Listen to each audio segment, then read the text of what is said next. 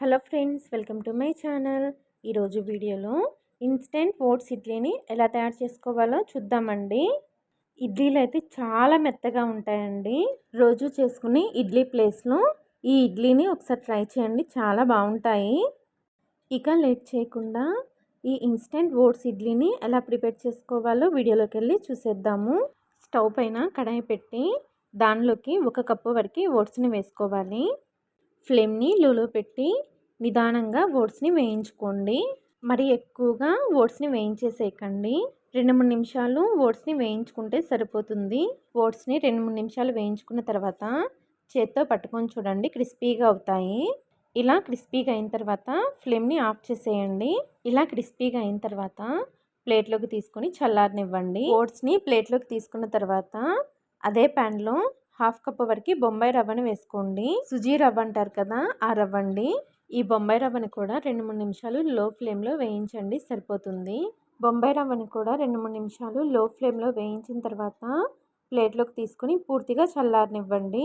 Oats చల్లారిన తర్వాత వీటిని మిక్సీ జార్లోకి తీసుకొని మరీ మెత్తగా కాకుండా కొంచెం బరకగా గ్రైండ్ చేసుకోండి. రోజు ఇడ్లీని చేసుకునేటప్పుడు రవ్వ కలుపుతాం కదా, ఆ రవ్వ ఎంత బరకగా ఉంటుందో ఈ ఓట్స్ని కూడా అలాగే బరకగా గ్రైండ్ చేసుకోండి. తర్వాత ఈ ఓట్స్ రవ్వని ఒక బౌల్లోకి తీసేసుకోండి. అలాగే బొంబాయి రవ్వని కూడా ఈ బౌల్లోనే వేసేసుకోండి.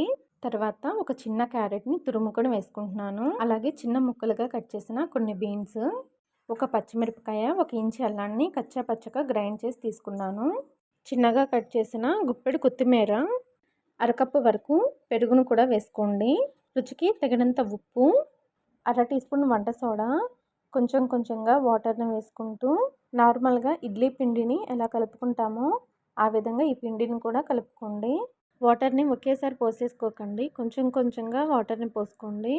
ఒకేసారి పోసారంటే పిండి పలచగా అయిపోతుంది. ఇలా బాగా కలుపుకున్న తర్వాత పిండి పైన మూత పెట్టి అరగంట సేపు పక్కన పెట్టేసేయండి.